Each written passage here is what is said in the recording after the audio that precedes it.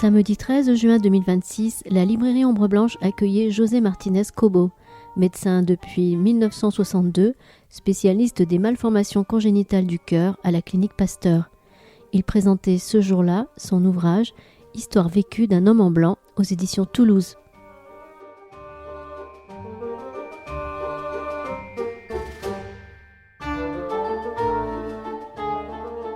Bon, on va commencer et je vais demander à Bida Zabraniecki d'ouvrir le bal. Bida, c'est à toi. Bonjour, bienvenue. C'est avec beaucoup de fierté et de trouble que je vais essayer de vous présenter l'imprésentable, parce qu'il y a tellement de choses à dire sur José qu'il faudrait des heures.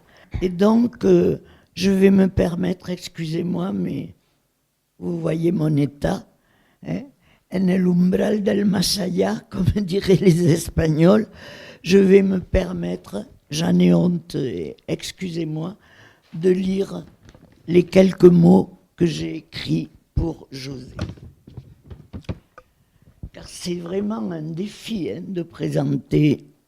C'est vraiment un défi de présenter José Martinez en quelques mots, rapidement. Impossible, mais enfin, voilà.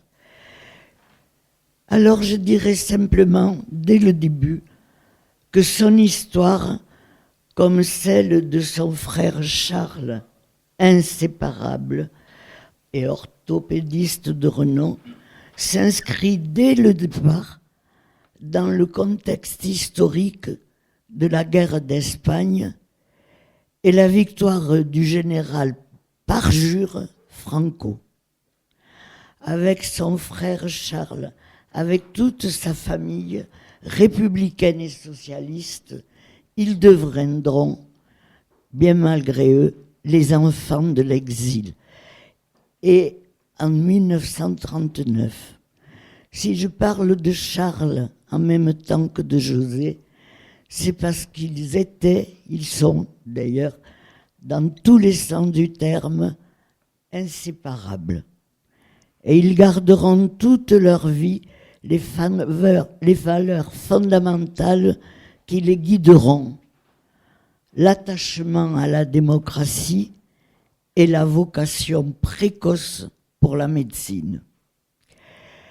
Avec le soutien de leur famille tout entière, et malgré les difficultés matérielles et sociales, grâce à leur volonté, j'allais même dire grâce à leur entêtement, ils parviendront tous les deux à réaliser leurs rêves et à rester fidèles à leur engagement.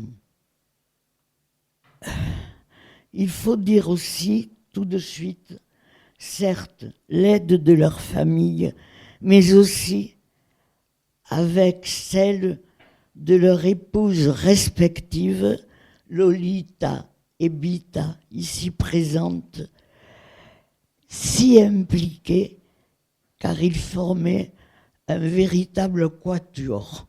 Ce n'était pas celui d'Alexandrie, mais il était encore plus émouvant. Évoquer José et Charles dans leur enseignement, qui par leur clarté, leur rigueur et leur simplicité feront tout de suite l'admiration des étudiants, dont faisait partie mon mari. Et très vite, même si leur prestige impressionnait, ils devinrent de vrais amis et furent partie importante de nos vies. José a toujours manifesté un intérêt pour l'histoire. Il collectionnait d'ailleurs les petits soldats de plomb. Et pour l'histoire, et bien sûr, pour la littérature. Et la littérature classique, la littérature espagnole, mais pas rien que ça. On lui doit, entre autres, une traduction du Lazarillo de Tormes, véritable œuvre picaresque de cette culture populaire et savante à la fois de l'Espagne. Tout cela explique son élan vers l'écriture. Et c'est vrai qu'il faut ici saluer aussi l'écrivain le vrai, l'émotion. Et cela explique son élan pour l'écriture, les romans bien sûr, des livres émouvants où l'émotion laisse trace dans la mémoire. Et comme Frères d'exil, des enfants dans la tourmente, son témoignage reconnaissant envers l'aide apportée par le Secours suisse aux enfants dans le sud de France, son livre, avec une légèreté apparente, mais très profond, car il y avait surtout beaucoup d'humour et une apparente légèreté, on l'appelle Roosevelt. C'est un régal de le lire, parce qu'on y trouve sa sensibilité, son humour et son attachement. Quand on voit la présence des enfants, le choix de la pédiatrie, bien sûr, coulé de source. Et tu apparais aussi, José, comme un passeur de mémoire avec la longue histoire du PSOE, fidèle à tes engagements, et une forme toujours de littérature, certes un peu différente, mais aussi courageuse et exigeante qu'on pourrait appeler la littérature militante. Pour cause, son engagement avec José et lui ensuite, l'infrastructure du PSOE en 3 ouvrages, une somme considérable de renseignements précieux, historiques et personnels à la fois, et il joua un rôle prépondérant, mais vraiment prépondérant, avec son frère dans la reconstruction du PSOE. Et ce n'était pas rien. El retoñar del Fénix, livre et titre magnifique, et avec constance et simplicité. Et dans son livre, Histoire vécue d'un homme en blanc, je pense que le mot vécu prend tout son sens, car il fait preuve de son authenticité. Vécu. Tout cela ne sont pas des œuvres d'imagination, mais l'observation rigoureuse, précieuse et chaleureuse de toute son implication professionnelle et idéologique.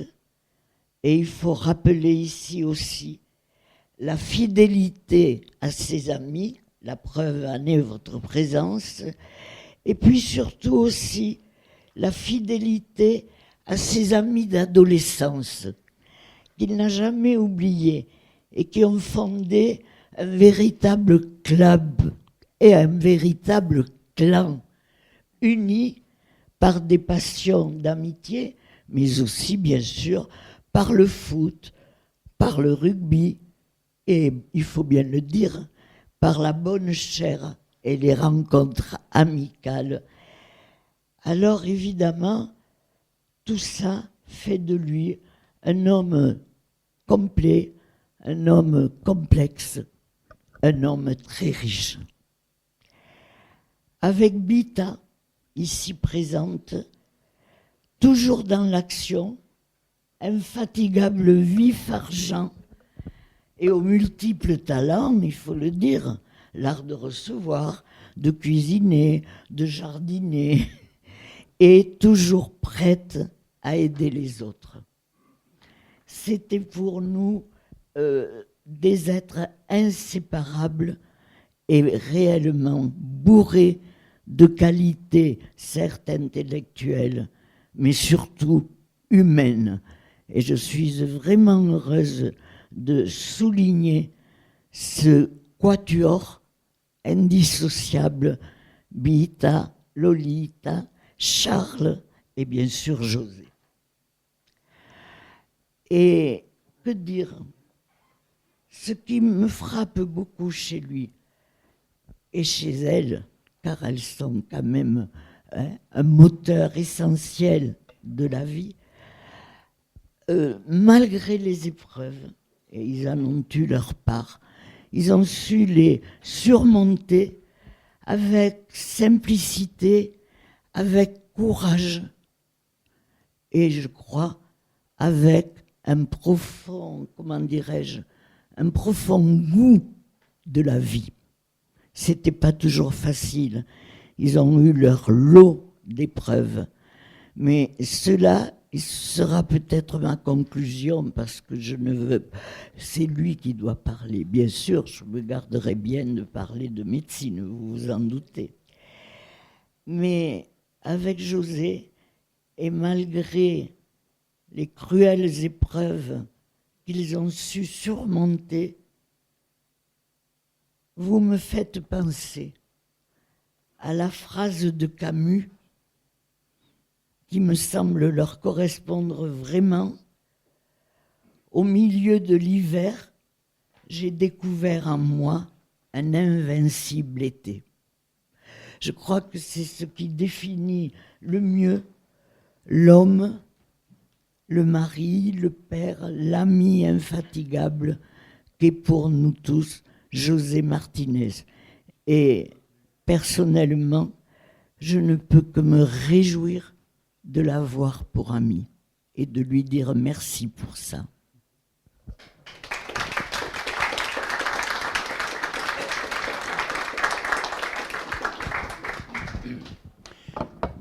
Merci Vida.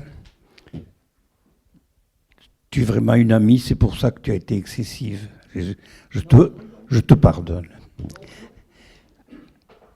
Quand on présente un livre, c'est pour essayer de donner envie au présent de le lire. C'est ce que je vais essayer de vous faire. D'abord, il faut dire que ce livre est bien fait. Je parle bien fait sur le plan matériel. Mon éditeur est néanmoins ami, comme on dit, Javier Pérez Basso, ici présent, a confectionné un livre parfaitement édité, papier, calligraphie, disposition. Indiscutablement, le plumage est beau. Alors, qu'en est-il du ramage? J'ai en réalité décidé de faire le récit de 50 années de pratique médicale, j'y inclus les études médicales, bien sûr, à travers des histoires, des anecdotes, plutôt qu'à travers un récit circonstancié de ce que j'ai pu vivre dans ma profession. Dans ce livre, il y a 82 histoires en 250 pages. Autant dire que toutes ces histoires sont brèves, assez courtes. Et denses peut-être. Il y a de tout. Il y a des choses plaisantes, amusantes. Il y a des lignes qui porteraient à des réflexions beaucoup plus importantes. J'ajoute que je ne me suis jamais permis de me mettre à la place du lecteur pour tirer les conclusions des histoires que je raconte. C'est à lui de le faire s'il le désire. Chaque fois que j'ai écrit une histoire, j'essayais par une touche de la situer dans l'espace et dans le temps. En effet, non seulement 50 années, c'est très long, mais en plus le livre est divisé en deux parties, puisque j'ai eu une partie de carrière hospitalière assez longue, et qu'ensuite j'ai eu une partie de carrière de pratique privée, dans deux établissements de structures différentes, et par conséquent avec une approche et des récits qui sont également différents. j'ai essayé de garder une approche chronologique, dans la mesure où ma mémoire me l'a permis, ce qui n'était pas toujours le cas. J'aurais peut-être pu le faire par thème. Je crois qu'il valait mieux éparpiller le récit dans des histoires qui font que ce livre peut être lu dans tous les sens. On peut le commencer par la fin, on peut le prendre à mi-chemin, le poser sur la table de nuit, relire une histoire de 3 ou 4 pages à un autre moment. Il n'y a aucune importance, il n'y a aucune connexion directe entre deux histoires. Elles sont chacune autonomes. Bien entendu, dans ce cursus, j'ai croisé une quantité de gens et de praticiens et je me suis interdit de donner mon avis, de raconter leur personnalité. D'abord, ça aurait été pesant parce qu'il y en avait tellement et peut-être injuste. Je me rappelle que le regretté Pierre Izard, qui vient de nous quitter il y a peu de temps, me disait, après avoir lu mon livre « Frères d'exil », il me disait « Tu as été bien gentil avec nos maîtres ». Et je ne voulais pas courir le risque d'avoir le même reproche. Mais par contre, il y a 2 personnes, 2 praticiens que j'ai mis en exergue. Le premier, c'est le docteur Bernard Combe, un pédiatre totalement méconnu et qui était un homme incroyable, extraordinaire, qui m'a énormément appris et qui de plus a été pour moi une bouée de secours quand vint le temps de la précarité qui fut assez longue. Le deuxième, c'est évidemment le docteur Farwar Vada. Celui-ci, il est très connu, extraordinaire chirurgien cardiaque, et avec lequel nous avons constitué pendant 30 ans un binôme fait de respect, de loyauté, d'amitié et de complicité, exemple, je crois, assez unique. Ceci étant, il faut dire que l'hôpital que j'ai connu au départ, c'est par là que je commence, était un hôpital que vous ne pouvez pas imaginer aujourd'hui, d'un anachronisme incroyable, non seulement dans l'architecture, mais dans les structures. C'est un hôpital qu'à mon époque, qui nous accueillait dès le premier jour de nos études. Le premier jour de nos études, le matin, on était à l'hôpital. L'après-midi, on était à la faculté, mais le matin, on était à l'hôpital. Et cet hôpital anachronique nous fournissait un enseignement de base incroyable. Et il y avait presque comme un leitmotiv qui aurait pu être inscrit sur les murs, qui disait « Quand vous recevez un malade, vous devez procéder aux 4 temps de l'examen, l'inspection, la palpation, la percussion et l'auscultation. » Je pense que vous êtes bien conscient que c'est du passé tout ça. Hein. Bon. C'est du passé évidemment car les progrès de la technique permettent de sauter quelques temps de l'examen. Et cependant, je raconte toujours, que l'inspection, la simple inspection, m'a permis de faire le diagnostic d'une pathologie très rare que je n'avais jamais vue et qui a permis de sauver le nourrisson et surtout a permis d'installer un service de dépistage général qui est encore en cours actuellement, par la simple inspection. Je raconte, je ne vous redirai pas comment. La palpation. Eh bien, je raconte que, étant en stage en obstétrique, j'ai eu un jour un différend dans la palpation avec la sage-femme qui nous enseignait à nous, pauvres débutants, comment il fallait apprécier l'accouchement qui allait se faire. J'ai eu un différend avec elle. Elle ne me crut pas. Ça se termina tragiquement. Et puis l'auscultation, poser le stéthoscope. Je raconte comment l'auscultation me permit un jour, alors que je n'étais qu'un jeune interne, de faire le diagnostic d'une tumeur du cœur, de dire où elle était, quelle était sa nature, qu'elle était bénigne, simplement par l'auscultation. Bien évidemment, tout ceci c'est du passé, mais c'est un passé dont on se souvient avec une certaine gratitude. Mais l'anachronisme des hôpitaux se manifestait d'une autre manière. Les hôpitaux étaient à midi, quand midi sonnait, devenaient un désert médical. Il n'y avait plus un seul médecin dans l'enceinte des hôpitaux, et ce jusqu'au lendemain, 8 heures du matin. Et pendant tout ce délai, les malades de l'hôpital, les urgences qui arrivaient, heureusement il y en avait moins que maintenant, étaient confiées à l'interne de garde. L'interne, c'est un mot grand, mais l'interne était un étudiant, souvent ignorant. Et je raconte. Et là, ma mémoire reste vive.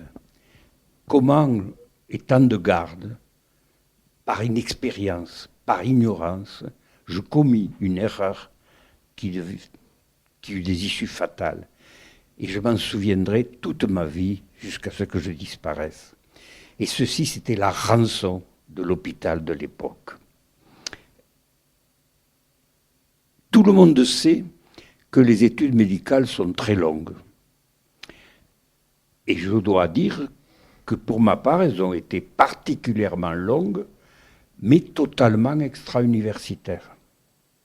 En dehors des 2 premières années de médecine, je n'ai jamais mis les pieds à la faculté, sauf pour passer les examens à la fin de l'année.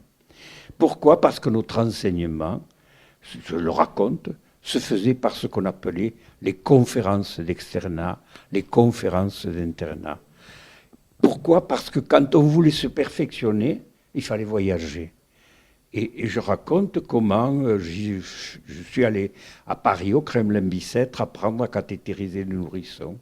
Je suis allé à Paris, à l'hôpital Saint-Vincent-de-Paul, apprendre la réanimation des nourrissons. Je suis allé avec le docteur Vada en stage dans une petite ville d'Italie pour apprendre une technique révolutionnaire de chirurgie cardiaque. La formation, c'était privé. Chacun faisait la formation qu'il voulait quand il pouvait la faire. Et j'ajoute qu'il y avait une deuxième formation, c'était l'accumulation des revues médicales qu'il fallait lire tous les mois. Et je raconte aussi comment cette simple lecture m'a servi dans mon métier. C'est donc un petit peu hérétique ce que je raconte. Et il ne faut pas imaginer que la pratique médicale telle que je l'ai vécue en tout cas soit un face-à-face du médecin avec la maladie et que ça se règle entre la maladie, le malade et le médecin. Il y a toute une chaîne de responsabilités. Et j'en raconte quelques aspects. Quand un sérum pollué provoque des chocs chez les nourrissons, quand l'huile pénètre dans les circuits d'air comprimé qui alimentent les respirateurs, quand on cathétérise des enfants en réutilisant des sondes qui sont normalement à usage unique. Ce sont des incidents qui font partie de la chaîne, et il y en a de plus graves.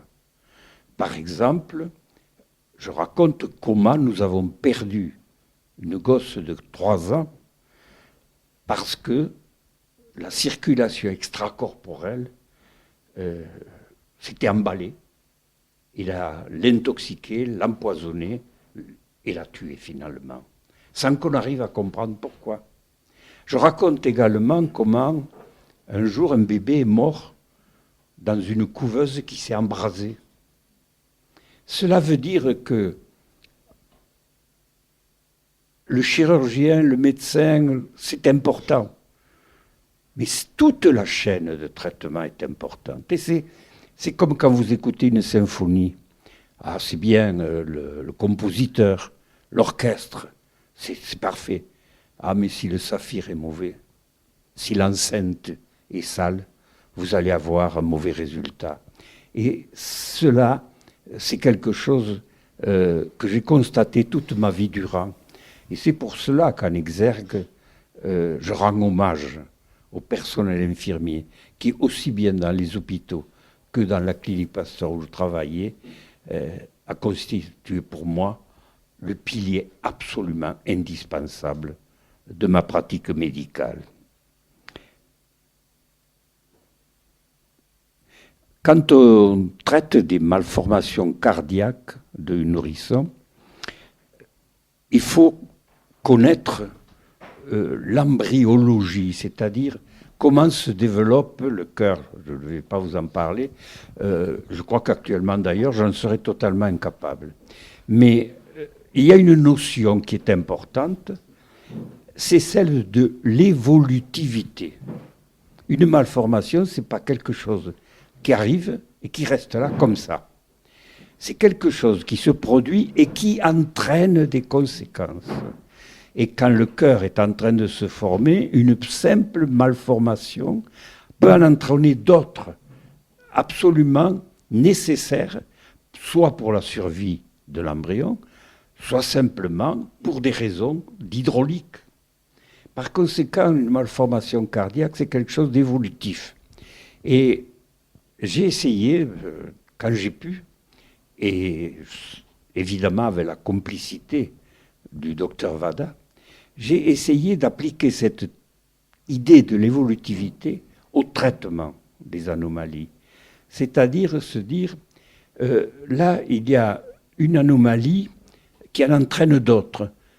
Et peut-être, plutôt que de tout traiter, il suffit de traiter l'anomalie de base pour que l'hydraulique, la circulation permettent le développement ultérieur.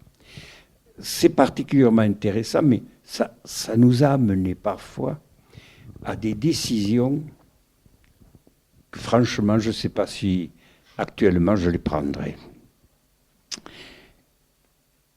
J'ai beaucoup insisté là jusqu'à maintenant sur cette idée de l'inspection, la palpation, le contact direct, etc.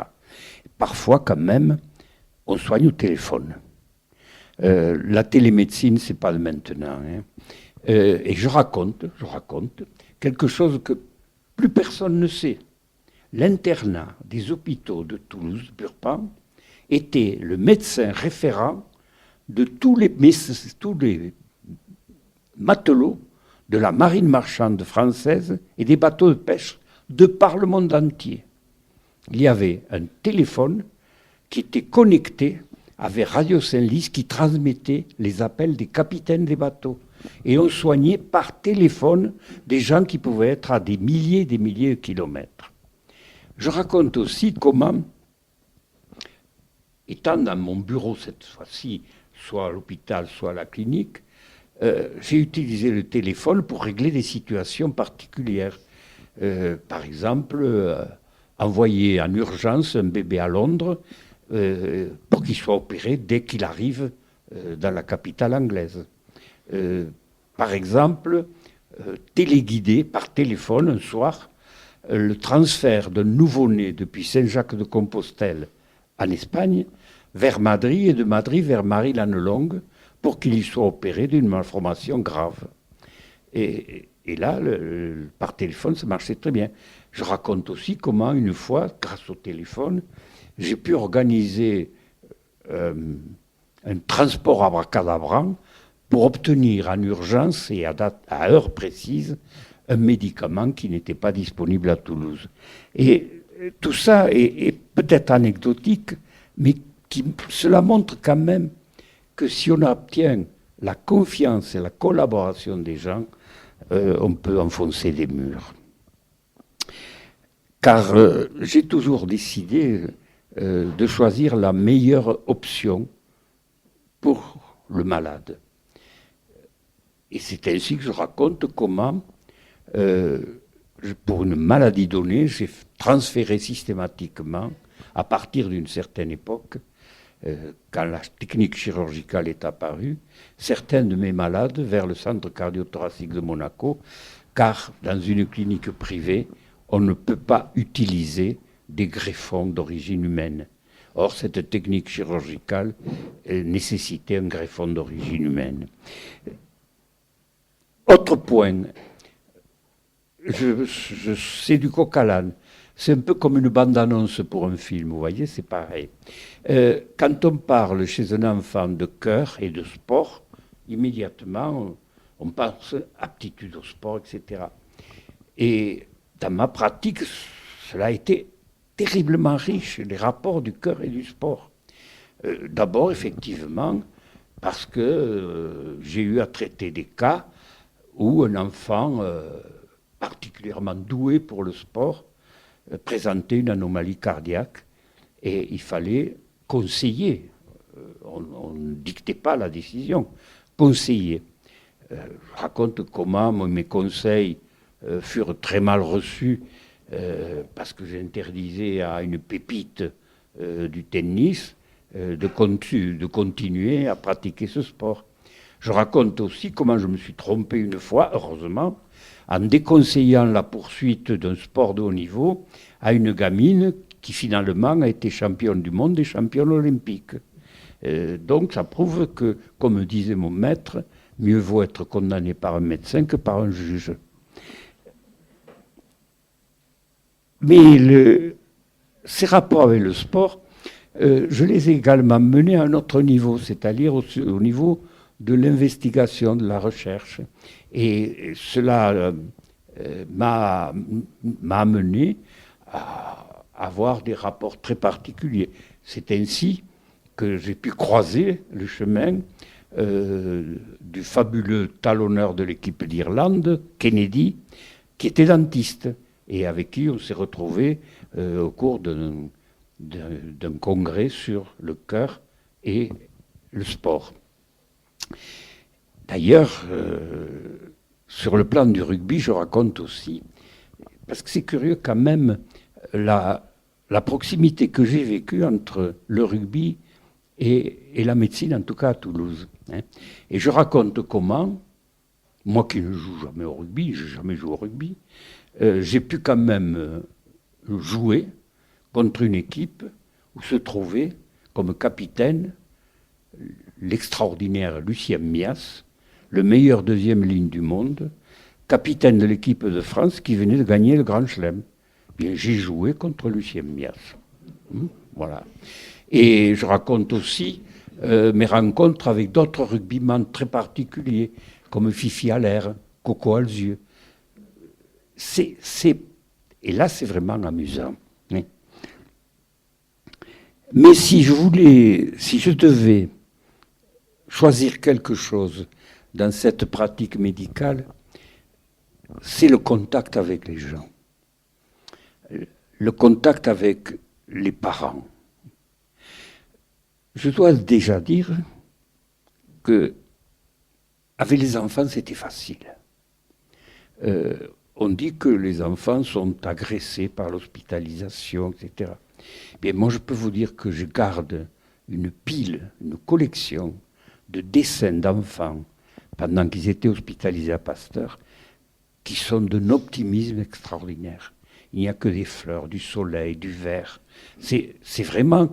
il n'y a aucun problème. Les parents, c'est plus difficile. Il faut se mettre à leur place.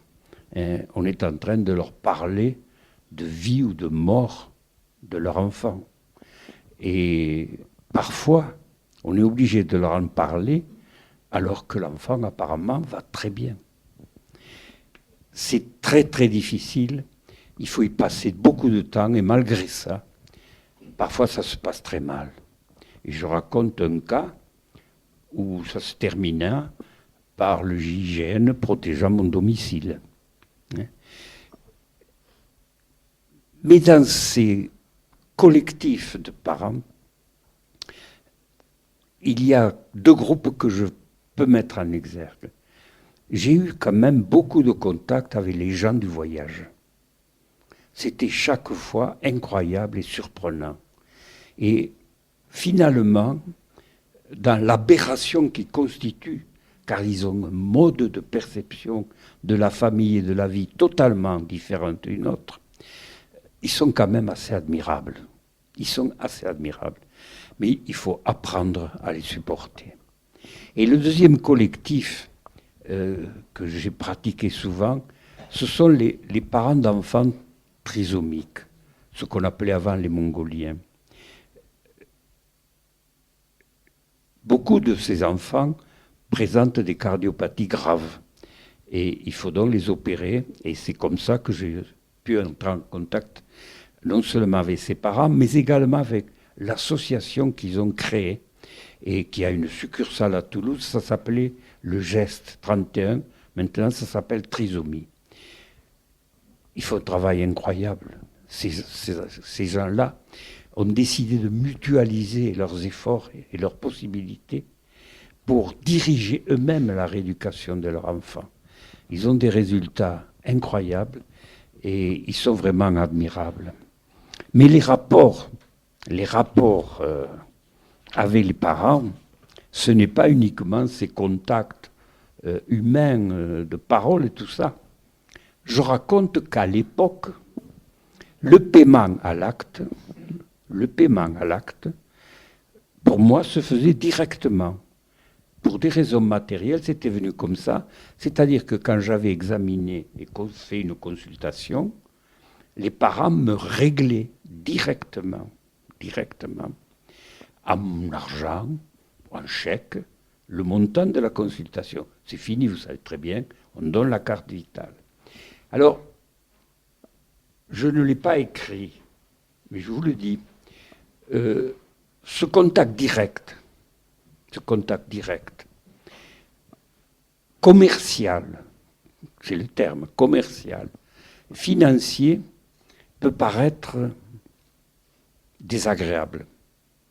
Maintenant, il a été supprimé par la carte vitale que l'on donne au médecin, mais le plus souvent à la secrétaire. Et on ne peut pas nier que depuis que ce contact s'est dématérialisé, jamais il n'a été autant de question d'argent dans la médecine. C'est une idée que je vous soumets. Je raconte aussi quelques-unes de mes relations avec les organismes de tutelle. Je ne parle pas du tout des relations à la sécurité sociale parce que ce sont des relations que tous les praticiens ont et connaissent. Mais je parle avec les organismes de tutelle parisiens. Et je raconte comment j'ai dû, à plusieurs reprises, aller à Paris, expliquer aux responsables de la santé qui n'y connaissaient rien et qui prenaient des décisions totalement absurdes. Ils reconnaissaient volontiers que j'avais raison, ils supprimaient leur décret ou leur décision, et puis 3 ans après, ils refaisaient une même bourde. Et c'est quand même quelque chose de très compliqué.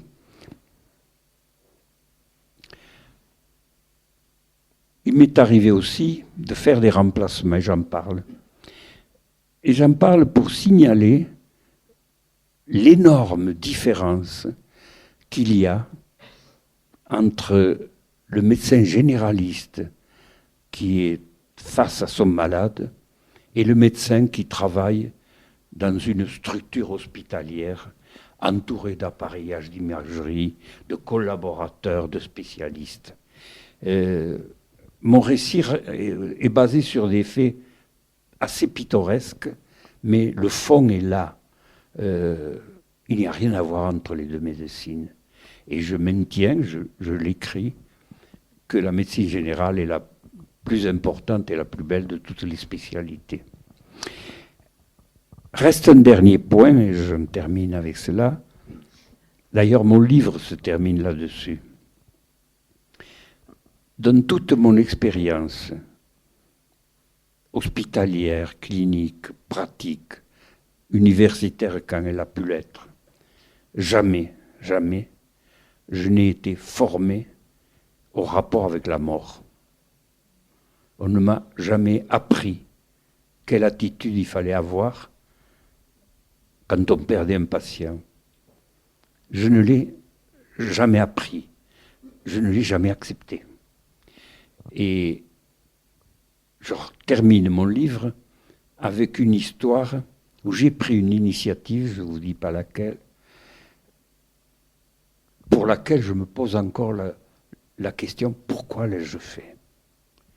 Et je crois que la seule raison, c'est que je n'ai jamais accepté qu'un de mes marins, de mes patients meure.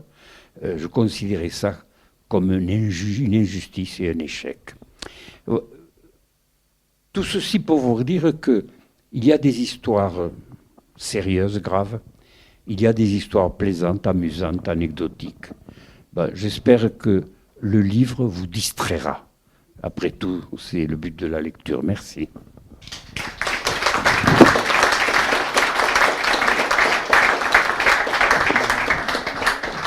Je suis bien sûr à votre disposition si vous avez des questions à poser.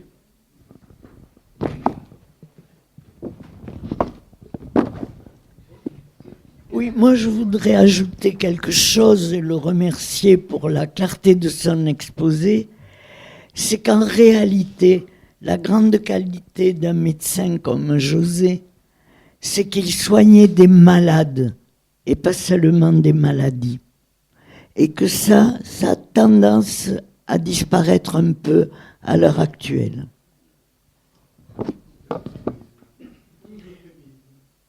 Oui. Je me suis toujours basé sur ce que moi je l'appelle la prêtresse de la cardiologie pédiatrique, Hélène Taussig, écrivait dans les années 40. Il faut traiter un enfant qui présente une malformation cardiaque de telle manière qu'il devienne un adulte autonome. Et chaque fois qu'une décision était à prendre, elle devait être prise non seulement en fonction du présent, mais également en fonction de l'avenir. Et cela supposait que, au-delà de la pratique cardiologique, il fallait avoir un suivi de conseils, d'écoute des parents. Ça a été un peu ma spécialité parmi les collègues qui faisaient la même chose que moi.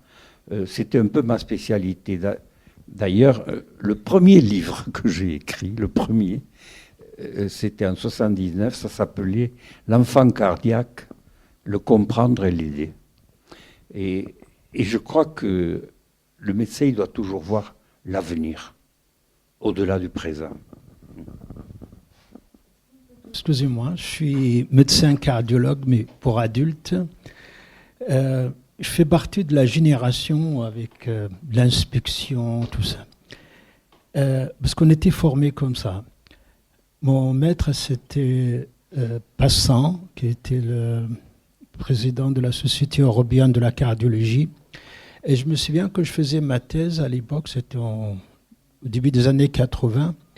Il y avait l'angioplastique, ça a été avec maître, où il y avait Marco et Gaspard et Passant à Besançon. Et j'ai fait ma thèse sur les 30 premières 7 cas en France qui concernaient la dilatation du coronaire. À l'époque, on a eu du mal à faire passer cette thèse parce que le professeur, le chef de service, c'était pas M. Passant, mais c'était M. Morat qui venait de Paris à Besançon. Et il m'a dit non, vous allez déchirer les artères, c'est pas possible. Il m'a dit, écoute, tu le fais la thèse et ça sera une surprise à la fin. Et c'est passé, mais avec difficulté. Vous avez parlé aussi de l'apprentissage de la mort. Je crois que c'était parmi les premières leçons qu'on a retenues à l'époque, parce qu'il y avait un genre, en première année de médecine, on nous a appris le cinéma.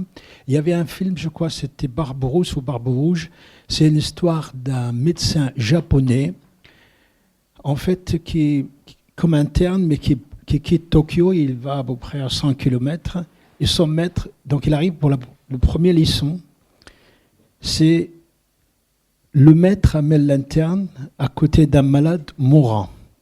Il lui dit « Regarde bien les derniers instants d'un être humain, c'est magnifique. » C'était vraiment l'apprentissage qu'il fallait faire. Par contre, sur le plan pratique, j'ai eu du mal.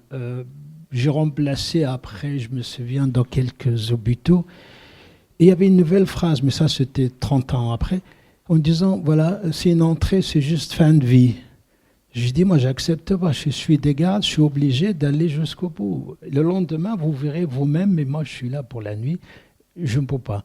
Donc effectivement, on a l'impression qu'on a connu la meilleure médecine de l'époque. Récemment, je peux dire, mais sans dire l'hôpital, il commençait, via le manque de médecins, à utiliser l'intelligence artificielle comme diagnostic. Pas seulement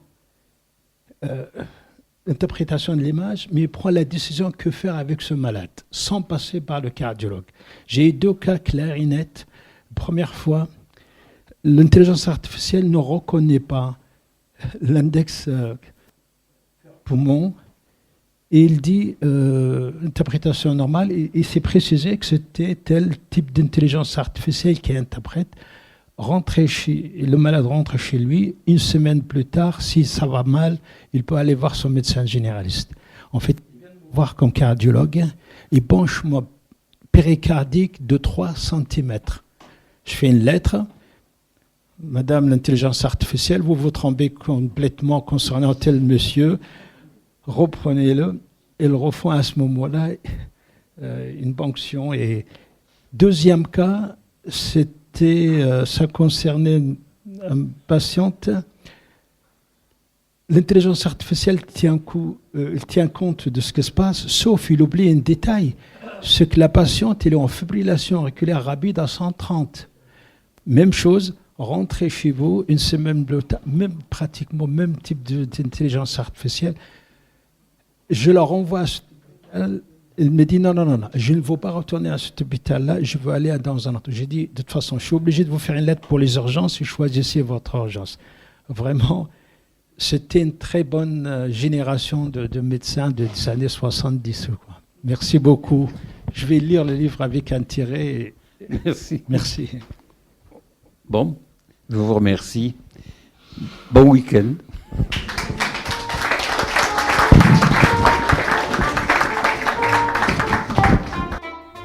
Il s'agissait de José Martinez lors d'une rencontre à la librairie Ombre Blanche samedi 13 juin 2026 autour de la parution de son ouvrage Histoire vécue d'un homme en blanc aux éditions Toulouse, réalisation Radio en collaboration avec Radio Plus et Radio Terre.